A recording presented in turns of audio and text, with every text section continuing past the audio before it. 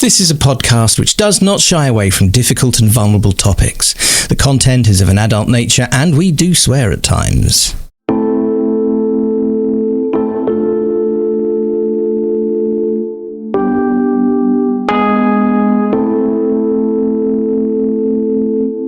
Welcome to the Autistic Licensed Podcast. I'm Shauna and I'm in Carrickfergus in Northern Ireland. I'm Leo in London. We invite you to listen in on our conversations as we experiment with unmasking in an autistic space. We talk about what it means to discover we're autistic as adults, especially with established careers as therapists. We want people to know that autistic therapists exist and to broaden the conversation about neurodiversity. You're so welcome to join us, whoever you are and wherever in the world you are. We hope you'll find something of interest and connection here.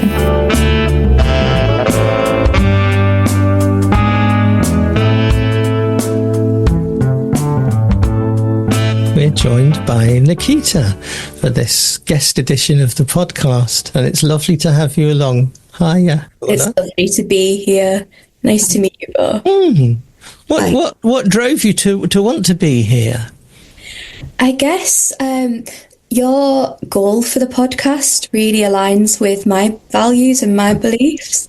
So when I'd listened to you both speaking about being autistic ADHDers and therapists, that was something that I really felt was missing not too long ago. So I think it's a conversation that isn't often had. I think that there's so much that we bring and different experiences that we have. So just the opportunity to talk about that, and I guess I'd hope that someone might listen and, like me, kind of relate to the things that were being talked about and know that the workplace is totally okay for them to be in. It's not, sometimes we can feel like we don't have a right to be there. So I think I was hoping to sort of give people the message that we exist. Lovely.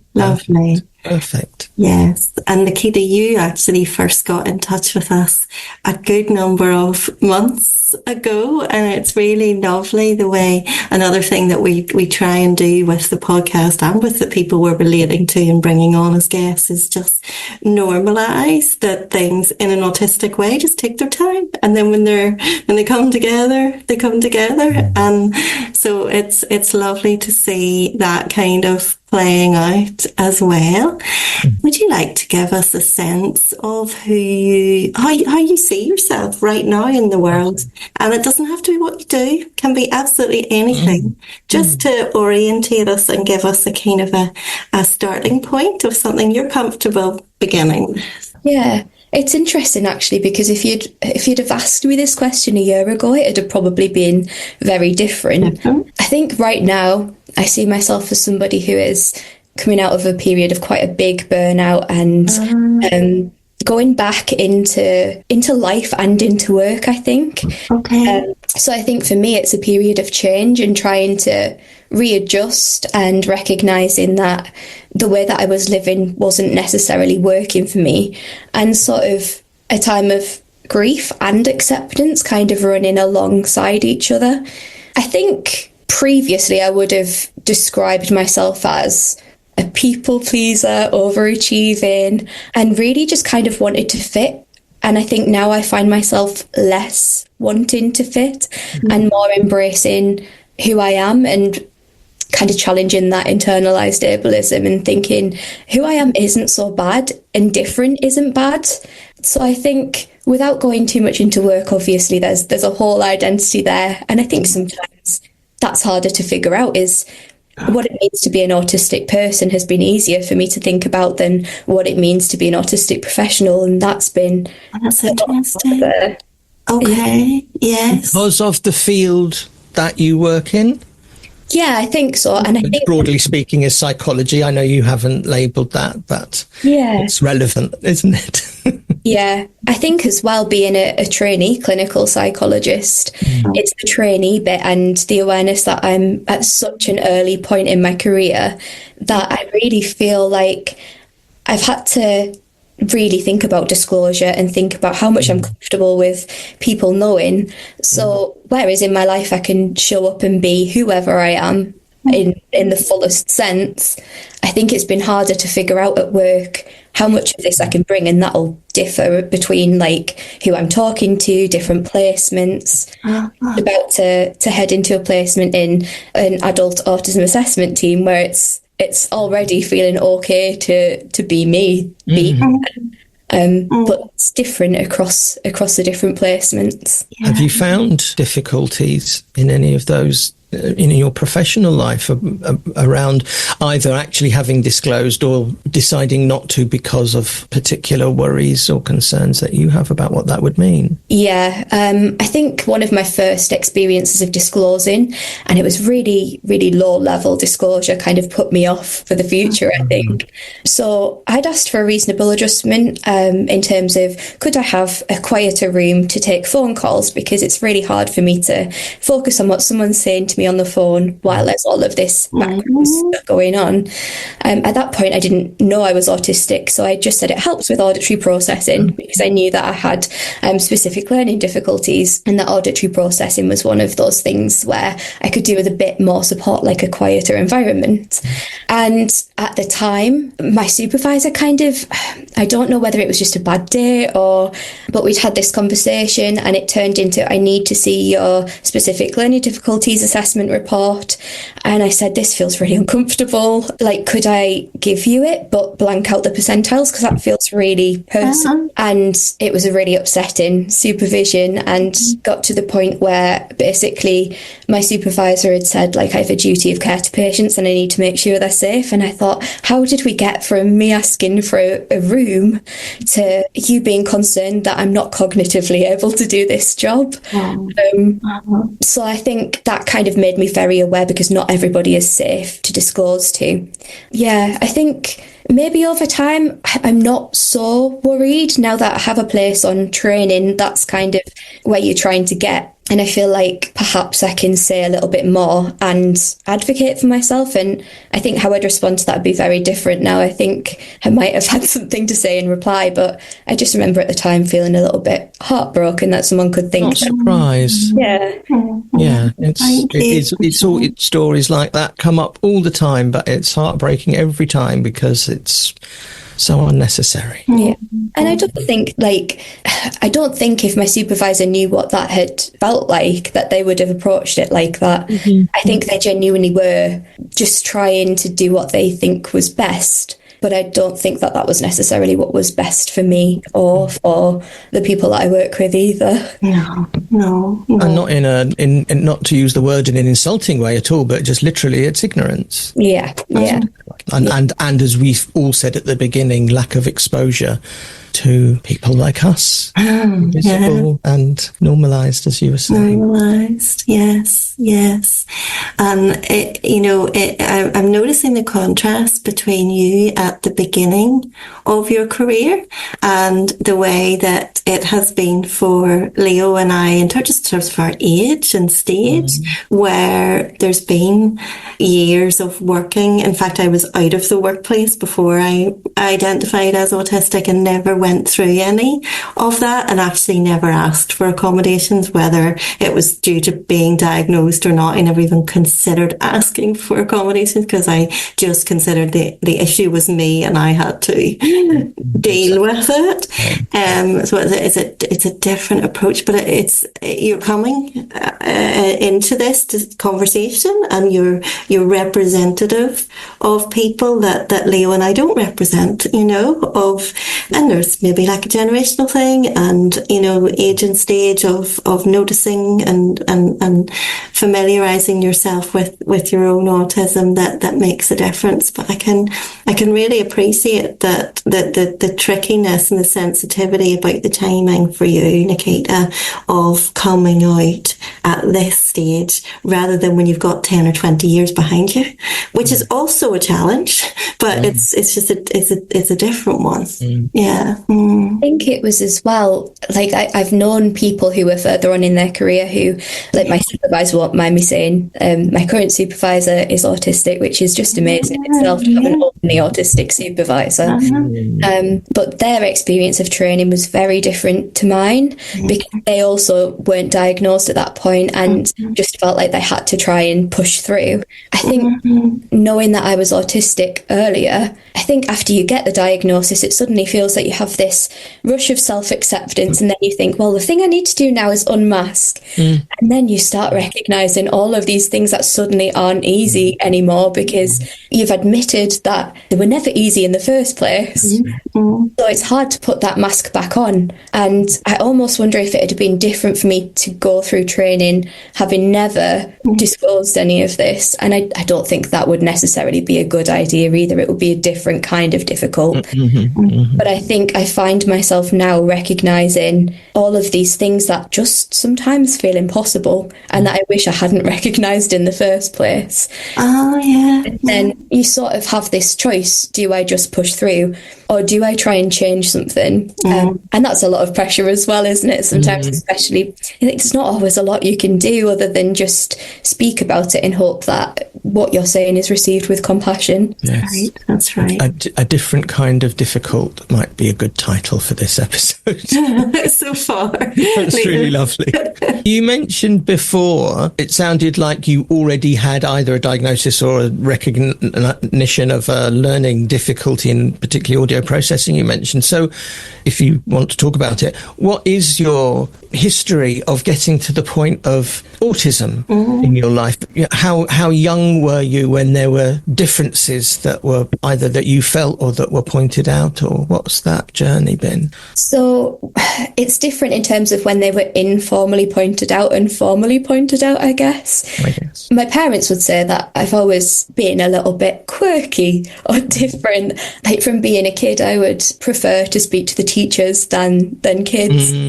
And I was doing okay in school, but there was always that school report that was that I could be trying a little bit harder and not reaching my full potential, and I don't contribute to class discussions or things like that. And a lot around like getting up out of your seat and just needing to walk around more. But because I was quite academic, I guess it wasn't really an issue for people around me, and it wasn't a lot wasn't known about what autism and girls, like what that looks like. So I guess through school I kind of got by, had the bullying through secondary school, and I guess came into CAMS at the end of like my teenage years. And then I think it's a story that we'll have heard quite a bit, ended up with numerous different labels over time. And I guess it wasn't until I'd got to university, which happened for me after a failed attempt at moving down to London and going to drama school. Such a big transition at 18, it just didn't work out.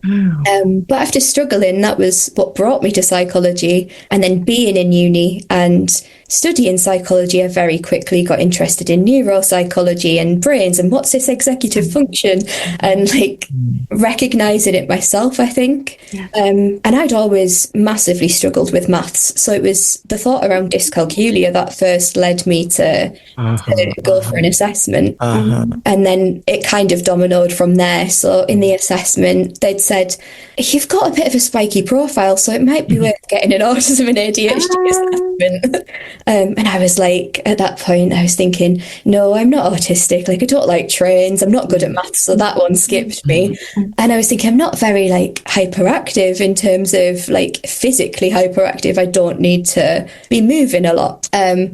And then as I learned more about these sorts of things and through my degree, I sort of had to broach it with myself in terms of, I'll do an assessment on misdiagnosis of autism in women and girls, just for my degree, not for me, but also like recognising all of these things at the same time. Applied for a PhD broadly in the area of autism, but got my first assistant psychologist job at the same time, so didn't end up going down that route. But I guess I'd kind of known myself for about a year before I told anybody else.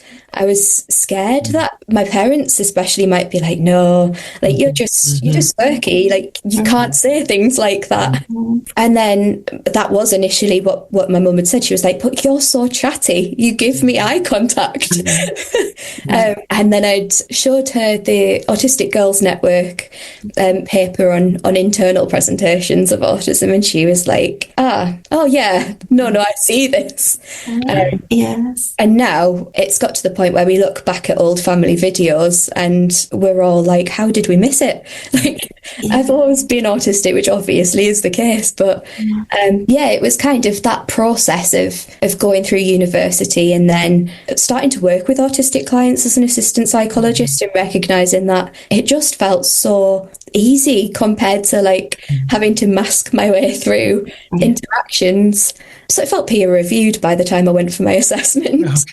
Okay. That's a great term, isn't it? Peer reviewed. Absolutely. Actually, it counts. It absolutely counts. And there was a meme on one of my clients sent to me on Facebook or wherever that said, why isn't the main part of an autism assessment being put in a room with another autistic person and see how quickly you bond?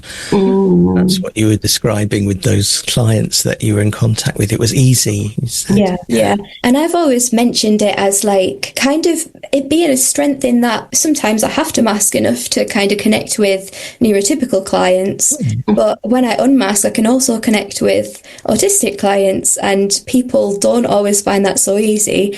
And before we'd agreed to do this podcast, I'd read up on both of your websites, and I think you described it as being fluent in neurotypical, but neurodivergent is my native tongue. Yes. Yeah, and that's the perfect explanation of how it felt. Hang on a second, though, Leo. Did you not rip that off from someone? Oh, I saw it somewhere. Yeah, absolutely. I don't know where, so I can't even credit whoever came up with it. Not Max that says that. Really? I think it might be a Marxism. Yeah, I definitely lifted it, but it stuck with me from somewhere. One more thing, that you mentioned dyscalculia before, and I remember bringing that up in my assessment as well, because I cannot cope with the conceptual nature of numbers. It's just too far removed from real life. And his basically, quick test to rule me out, which he did, was just a sequence of numbers and putting them in order. And if you can do that, or even to have a concept of more than and less than, and that was kind of the bar, which I felt, well, okay, I can do those things, but that's really basic. Do you have a different understanding of that? Oh gosh, yeah, that is such a simplified version. And I mean, I know that dyscalculia research and the evidence base is so much behind dyslexia. Okay, that's reassuring. Yeah, it is things like, and it's such an overlap. Things like time and how you conceptualize time. But like with me, I still struggle with clocks that is it analog? My daughter can't do those. Analog with hands. Normal. Yeah. So thank goodness for digital, because I wouldn't be able to do it. But and so much more than that. It can even link to things like spatial awareness. I guess it's really hard when you start looking at all of these things that you've struggled with to section them off, because there's such an overlap. Because I also now, my most recent diagnosis is dyspraxia, which is no shock to anybody. I was the clumsiest waitress ever. But yeah, there's such an overlap, but it's more than just kind of not having nice sequences of numbers. It's I guess kind of struggling with everything around numbers. Yeah, for me, it takes me forever. It doesn't mean I can't do it. It just takes me forever to work out change in my head. Like if I've got £2 and something is £1.35, it would take me a long, long time to figure out whether I'd got the right change back. Yeah. Leo, you just have your own way of doing maths though, because I've seen you do maths and I've tried to work, yes, I have. And I've tried to work out what it is that you're doing. And you do it in your own way, but you do it. Sometimes there are posts that are put up in the neurodivergent Facebook groups and so on, and saying, this is how I do this sum, people tell me that's a weird way to do it. And that does seem to be a thing. And I do remember very specifically, so this would have been junior school, so I was probably 8 or 9, something like that. And the teacher said, just verbally, you know, here's a simple sum. Do you know the answer? And we all kind of knew the answer. And she said, now, what you don't know is what you did in your head to get there. And she wrote out on the board what we did in our head. And it had nothing to do with what I'd done. What I had done was 10 times longer, but made absolute sense to me. You know, it's so much more. And obviously this is also maybe particularly ADHD as well, but a very visual way of, I like symmetry, and I make patterns in my head of things that also can represent numbers. That's what I mean by it's too conceptual for me. I can't deal with just flat conceptual maths in its pure form, which I love the idea of. So we'd been doing our GCSEs since year 8. They'd trialled our year going really early for GCSEs. Oh my goodness. So I'd resat, and I kept saying, like, please, like, they're making me do foundation papers, which is sort of the easier. Allows you to get a C or something, that you get a pass. Gotcha. But when it comes to the logic behind stuff, that's what I understand. I might not get the numbers and the easy sums, but I get the concepts. Yeah. So I was like, please just switch one paper to higher, because then you can bump your grade up. It doesn't just get capped at a C. And the first time that I'd sat one foundation paper, one higher paper, I ended up with a B, and that was in year 10. And I was like, I don't want to do maths ever again. And my mum was like, you don't have to. I've seen how this has stressed you out. Like, you're done. But I guess that's something that maybe people wouldn't expect, is you can be dyscalculic and get a B in GCSE maths. That's right. That's right. What you were speaking about with the working out and showing you might not have got the right answer, but I knew the process. Yeah. And most schools will not. You had to ask for that, because you could see that even at that young age. But most schools, they won't put in one of their supposedly weaker students for a higher paper, because they don't understand that the marks you can get on that could actually offset the marks on the what they call foundation, which is not your foundation, actually. Yeah, that's so much harder. I'd actually got by for the whole of year 7, because I was sat next to one of my really good friends. I was in top set. Don't know how that happened, but I just copied from my friend's book for the whole year, and they didn't realise until they changed the seating plan. They were like, oh, she's really struggling. Yes. So, where are we going to go now? What about here's a question I will ask all new clients, all new people that I work with, is where's your joy? Where do you find joy in your life as it is at the moment? So many different places, actually, which is really good to say. I'm in a really good spot with joy at the moment. I love the beach. I will always find joy at the beach. I love being there. I'll take a book, probably a psychology one. Don't really do anything that's not a textbook these days. But I just love it. So I guess 2 things there. My job in psychology, as long as it aligns with my interests, and matcha lattes. Yeah, I guess I'm a big nerd, and I just really like reading about different therapeutic approaches. And yeah, I thought that sounds a bit sad, doesn't it? But that's not to us. It does. No, not to us or our listeners, I would dare say. Yeah, and our work is our special interest. Of course, yes, absolutely. And it's definitely for stages, and different aspects of it. Yeah, we've noticed that we've had a really nice range of accents, and that's another special interest of mine, is accents. So you having the accent you have and talking about beaches, I'm wondering about which ones you're thinking of. Probably not what you're gonna. Okay. Brighton is my. Oh, okay. My local. I escaped to Brighton multiple times a year. I've got 2 more trips booked for this year. But near me, my favourite beach is Saltburn, because it has a really lovely pier. It's just a gorgeous beach, yeah.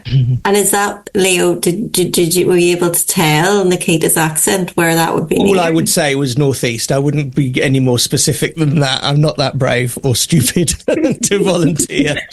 Is that right, Nikita? Yeah, it's northeast, and it's probably wise as well not to say, because I'm Get from the wrong Teesside. side. Yeah, if people say, "Oh, you sound like a Geordie," a lot of people would find that very offensive. Yeah, it's yeah. So I'm technically a smoggy because I'm from near Middlesbrough, and we have that nickname because apparently we had the ICI, which was the big chemical works, and that would have like a big cloud of dust over the. Is the ICI a kind of a factory? Yeah, it was. It was a really big chemical plant. See, I think there was one in my town. It was it all over? Like, I mean, whenever I was a child, because I don't know why it's coming back to me. Why would I know that? Was there plants in different places? Oh, there will have been. They were all called the ICI. There would be one of the biggest companies in the country, if not the biggest at the time. Okay. Yeah. But now they don't. Now they're not. They must have been absorbed by somebody. I don't know the story. Okay. Well, that's interesting. You know, I'm going to go and find out though afterwards. Well. Otherwise I won't sleep. I know, but it's interesting. I remember that was, if somebody says something, I know that, but it's probably like from like childhood. People's parents must have worked in it, or it was something to do with the time. Yeah. So you said, in terms of your work, you said you're about to go into a placement with autism assessment. That what you said? And is that the kind of area that you see yourself in, or where would you like to be? What's your dream? That changes so much, but I tend to stick with the same few areas. No clue where I'll end up, but at the moment, I would love to work with just neurodivergent people in general, like wider than autism, I think.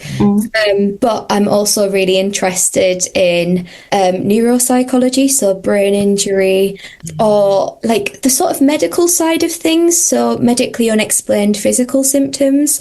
I kind of have, really broad interests. And also I'm really drawn towards working in like learning disability services, but I've never worked in one, and I probably never will before I finish my training. So I don't know, maybe it would feel a bit like I'd have to be a bit brave to go there on qualification and never have had any experience. But yeah, I think most likely one of those areas will be where I end up. It's lovely to see you talking about that, because your eyes kind of light up. So I can tell that you're right in it, aren't you? Yeah, definitely. You're just you're fizzing. Yeah. I think it's, and I guess these things I didn't start out knowing about even. It wasn't until I was an assistant psychologist in I think it was called the Persistent Physical Symptoms Service, but that was working with people who had functional neurological disorder or non-epileptic seizures. So I guess that was an interest that I really picked up, because I guess with me, there's always an undertone of I need to be somewhere where I can be on a bit of a mission, where I feel like what I do makes a difference. So as an autistic person, I can see where I sense injustice around how autistic people are treated. I think that's the same around some of the stories I would hear from people who had been through the medical healthcare side of things for medically unexplained symptoms and been told things like, oh, there's nothing we can do, it's all in your head. And that is so far from the truth. So I think I'll always end up somewhere that I feel strongly about, that I can make a difference, even if it's just one person's life or the way that one team thinks about things. Yes. It's the invalidation, that's something like the parallel as well, isn't it? And also there has to be a reason, doesn't there? There has to be a reason. There's something that they're carrying in their body, and that's where you coming from your perspective, like it's not just medical. So it's not, you've got so much more with that's the neuropsychological end, so you can see it through that. Well, what is this communicating for this person, and what else is going on? And that's, I think as well, what maybe you're talking about is you've got to be on a mission. You're going to find out new things. It isn't a path that you're just going to follow after other people. You're going to get to be able to trailblaze a few things, or be with the people who are looking at the some of these things first with new eyes. Even just with autistic eyes in your profession is going to be still novel in the same way as in the counselling world. The the autism will keep the focus on your core values, and the ADHD will make you jump around to good point. new islands of exploration semi-regularly. Yeah, I think that's totally the point, though. It's kind of why I got interested in neuropsychology in the first place, aside from going to an undergrad lecture where they talked about brains and being really impressed. I remember Googling how many clinical neuropsychologists there were working in paediatrics across the whole of the UK, and seeing like how few there were per, like, I can't remember how many people it would be, like one neuropsychologist per so many people, but I looked at the figure and thought there aren't enough. Like that seems like there are so many people going without the care that they need. Yes, and then you add the autistic angle to that as well. Between none. And yet, no, probably the overlap is high. A lot of those people with the medically, in inverted commas, unexplained symptoms are possibly neurodivergent. That's how their bodies are expressing it, because they're overwhelmed and they're taking in so much input and expressing in that kind of way. And a lot of the things is, like, I know with myself, I don't always know what I'm feeling. And when you think about the link between like medically unexplained symptoms, it's fairly possible that at a point where I'm stressed, I might not notice that like me feeling anxious is different to me being ill. So when you add in like alexithymia and a lot of things like that, like it can be so different, and you end up with a lot of neurodivergent people in services for medically unexplained symptoms. Yes, because it's medically unexplained through a neurotypical lens, but it makes an awful lot of sense through an autistic lens that the body would manifest itself in those kind of ways when it's not being heard in other ways. It's going to up the ante as well. It's really interesting looking at things like non-epileptic seizures. People might call them dissociative seizures. I might call something similar I experience an autistic shutdown. And it's sort of like, how are we thinking about this? Or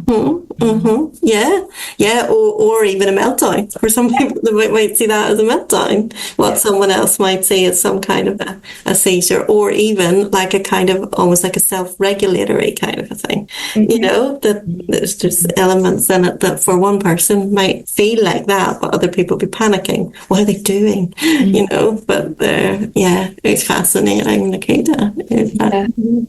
Is there anything, Nikita, that you were thinking that you would like to get onto?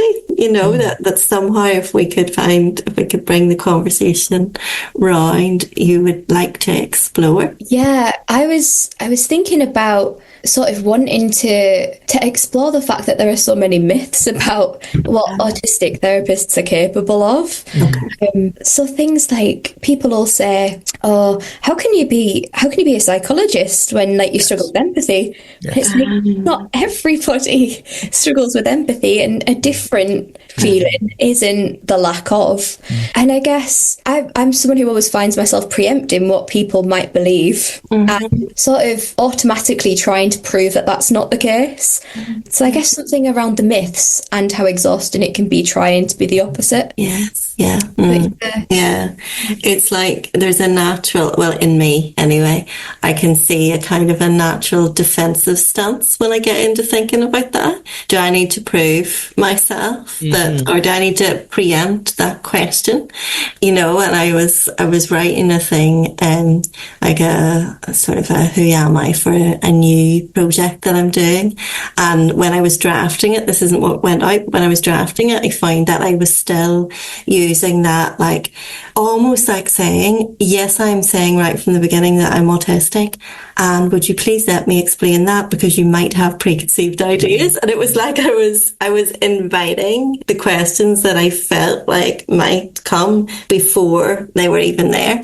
And I caught it, I didn't put it out, but obviously inside of me is that thing of people, if I say this, people who don't know me and have nothing to go on are going to automatically go to deficit.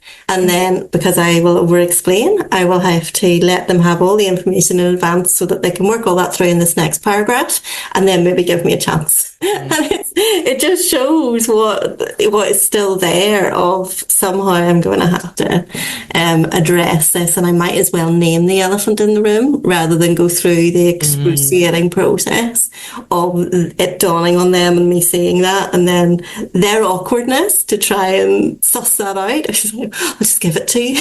But even that is not right. We shouldn't. Why should we have to explain ourselves any more than anybody else? Or act it out? Because what you've just been saying, there's another version of that maybe that I'm sure I've had to kind of wrestle with, where somebody, whether it's somebody who knows you or somebody who's met you or whatever, has that reaction where you can't be autistic, you don't look autistic or whatever it is, and you can make eye contact, blah blah blah blah. And then one of the reasons that I don't come across that way is because I've been masking for decades, and that there's that. But then there is part of me, so you're right, you want to see autism? You watch me have a meltdown right now. There's something about not playing up to, but like really completely unmasking and being really vulnerable. Not that I would do that necessarily, but there is a thought, well, if I do, then you'll take me seriously.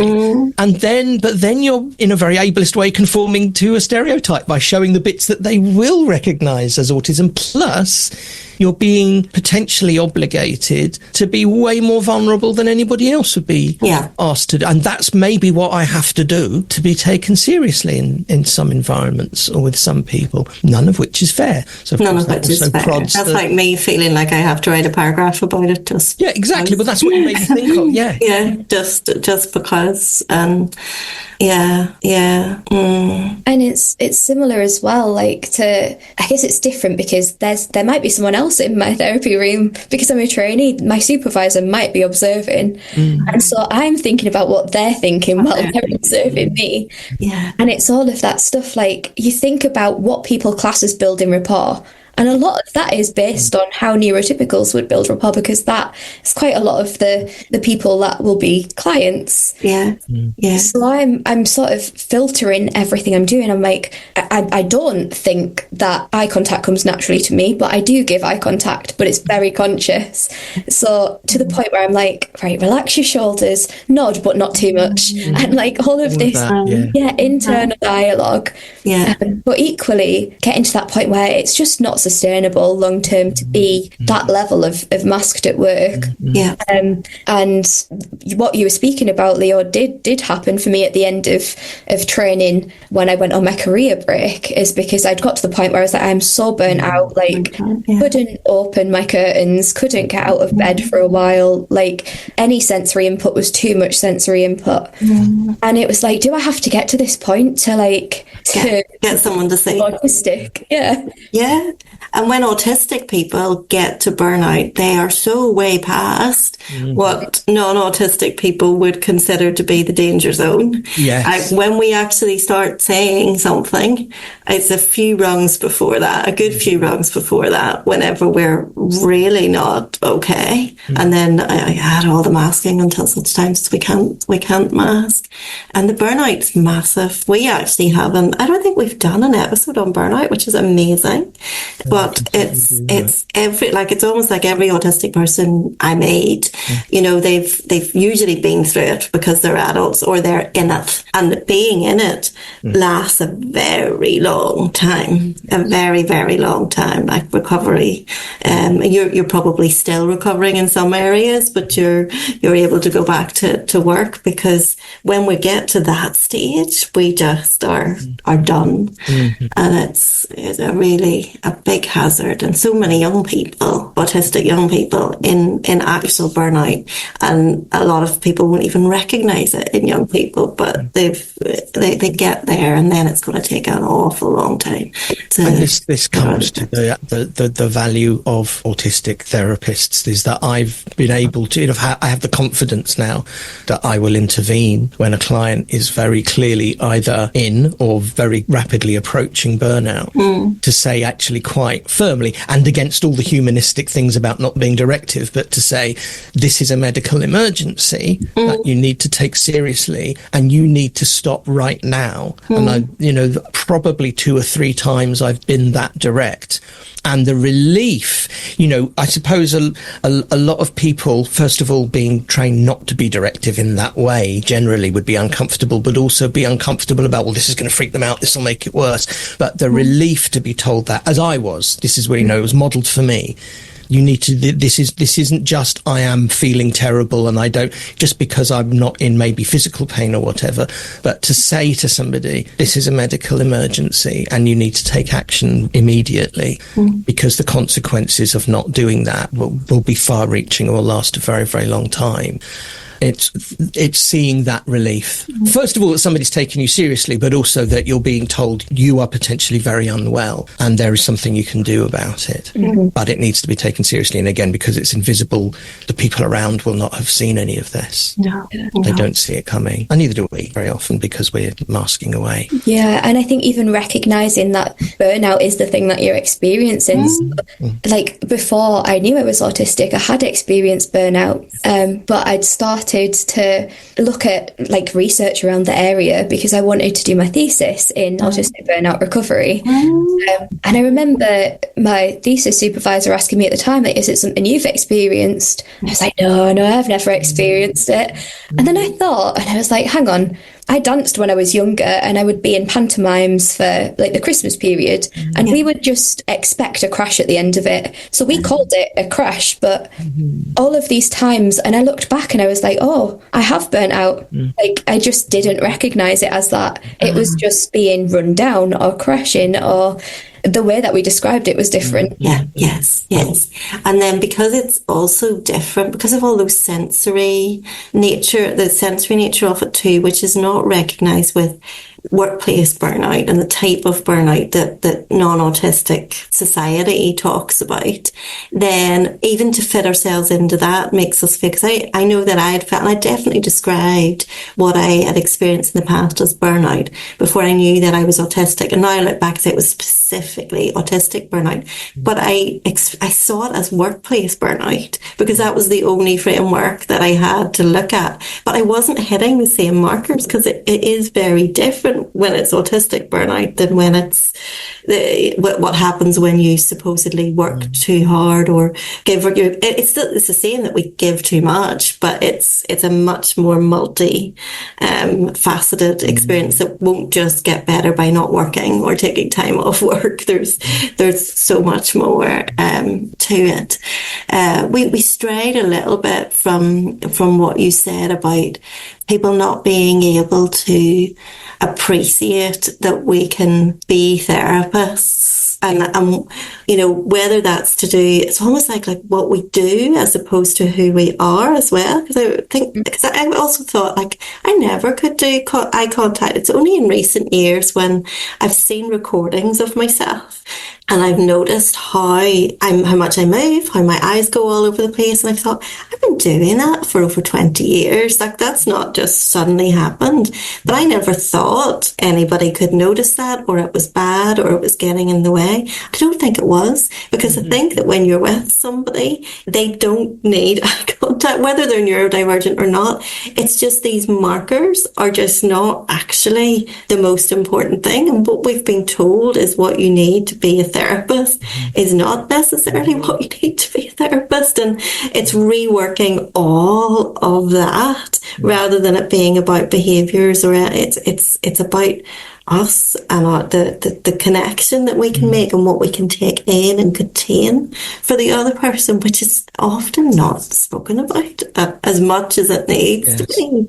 It's like, can you demonstrate this in a neurotypical way? No, I can demonstrate it because people like talking to me, but not necessarily because I'll hold their eye contact or I'll. I guess I've had such an affirming experience with the opposite, where I thought I was masking super duper well. Like I wanted to just kind of be I don't know who I was trying to be, but it was anyone but me at the time. I thought I was really on it, like really neurotypical at work. And then I went in and I said, I went for an autism assessment and I am autistic. Yeah. And the psychiatrist in the team was just like, I'm not surprised. Oh, yeah. Really? Okay. Well, I was like really undercover. Yeah. I think that's maybe the blessing sometimes that comes with working in like a mental health service is people probably notice anyway, which kind of gave me a bit more will to just be like, well, if people are already noticing, I might as well just be me anyway, because they still think I'm good at my job. That's right. They see beyond it. Yes, that's right. I think and I think that you've done some work then as well to be able to take that. It's because you've worked on affirming yourself. Because I think that a few years ago, when I was still really wrestling with my autism identity and what did that mean and thinking about the past, it would have really crushed me to think that other people were able to see what I couldn't see. And whereas now it's like, well, I know it. And so I'm talking about these people that are coming across me when I know it. But somebody like knew me 15 years ago and says, yeah, I knew then. I could see it. It was so obvious. I was like, oh, why didn't you say? And you know, how many embarrassing scenarios was I in? And I'd start to think, oh, were people all talking about it or something? Because you don't know how good your masking game is. You think we're obviously good to a degree, but maybe we're not as good as we think we are. Yeah. I think I've been lucky that I've always seen the people who've said that as like nice people who wanted to be around me, like regardless, like I could be however, and they would still, I'm thinking about like school friends, and they were like, yeah, we've always known that you were different. We might not have known why, but like it makes sense.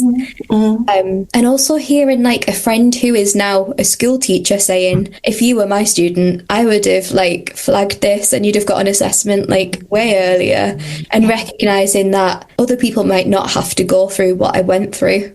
But I think by the time I got my diagnosis, I think I was already at a point where I knew I was autistic. I wanted to be autistic because it explained more than all of the other things that I'd tried to explain it in the past. It made sense. So for me, when people now recognize that I am autistic, I think that's like probably such, like, it's the best thing because I am.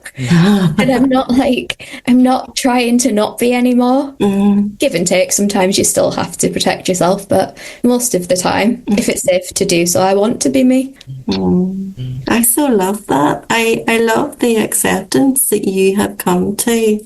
I suppose it almost feels like I'm talking in a kind of a parental thing, but I think like generationally, there's a generational, yes. There is that. And, for you to have come to that, I can appreciate that you will have done a lot of work. You have worked a lot of things through in whatever ways you've done that. And to have got to this stage at this point and to have got to that acceptance, and it sounds like you have had, there's been some, key mentors or, so your supervisor and your parents as well, and people that have been able to look back with you to support you to get there. And it's lovely because, there's not that many people out there that have done that work by this stage and can go in without the kind of the needs. You're not going in I'm not saying we all have needs, but you've done quite a lot of your own work, and you can go in and offer and kind of take a little bit of the buffering and do that work that's going to be needed, because it's still hostile out there. We find our communities, we find our networks, but it's not easy, and it's not going to be easy. But I think you've got a realistic view of it, and a really interesting voice, Nikita. Absolutely. I will say as well, I think for me, therapy was so important. So my own personal therapy. Okay. And I actually stayed with the therapist who diagnosed me for that. Yeah. And that was the first time, like I've had therapy in the past, tried it, never clicked. I'd kind of just assume it just wasn't for me. But this therapist coming at it from the angle of knowing that I'm autistic, it was just such a different experience. Things clicked, and recognising that inner critic wasn't actually my voice, but the voice of like all of the things that I'd been told over the years, and just having those repeated discussions. So I remember one time that I was saying, I just feel like when I'm off work, I don't have my purpose and I'm not really worth anything. And we'd sort of like distanced that and thought, well, would I think another person was valuable or worth anything if they weren't working? And I think at the time, like I was just totally stuck in this, and they were like, but valuable to whose standards? And I was like, capitalism. And she was like, how much do you agree with capitalism? And I was like, fair. Like this belief is not coming from something that I actually believe. So I think now, before I jump into, I'm so like bad at this and that's my fault, and that critical voice that used to be there most of the time, I don't feel it's there as often. I feel that I find myself saying to myself, it makes sense that this feels difficult because X, Y, and Z. And I think I'm a lot gentler with myself, and that took time, and it wasn't natural, and it was scary because I was like, if I let go of this inner critic, will I be as good at things anymore? Because that's what motivates me. And I'm glad that I did do that work. And I think it's like having therapy as a therapist is so important, but it's not required for our doctorate. It is counselling. Yes, I've heard this many times. But I've got so much from it, and I think it really helps. Oh, that's lovely. Leo, have you got anything else before we start? Nikita, do you want to mention the book? I wasn't going to, unless it kind of organically came up, because I didn't want your platform to plug it. But it's very relevant. We're asking. Yes, please tell us about your book. Oh, you've got one. We both have, I believe. Mine's on Kindle. Yeah. Well, we released a book last year in November. It's called An Autistic Anthology, Neuro-Narratives of Mental Health Professionals. And it's got the stories of 25 autistic people in there, and they each work in a mental health setting, mainly from the UK, but some as far as the US, Australia. Yeah, thanks for letting me share that with you. Oh, you're welcome. And you are a gatherer. You gathered these people, so you're the one that brought these people together to get the book published. So I want to appreciate that and say that out as well. So we'll put a link to your book in the show notes for this episode. Nikita, thank you so much for being with us. It's been really lovely to connect with you. Thank you for sharing. Yes. Really had a brilliant time speaking to you both. So really genuinely thank you for letting me be on the podcast. Thank you very much. Take care, Nikita. Lovely to speak to you both. Bye. We're currently exploring putting together some groups for autistic adults online. If you're interested in finding out more about that, then you can go to our website, autisticlicense.com/groups, and there you can click on the link to sign up for more information. And we look forward to hearing from you.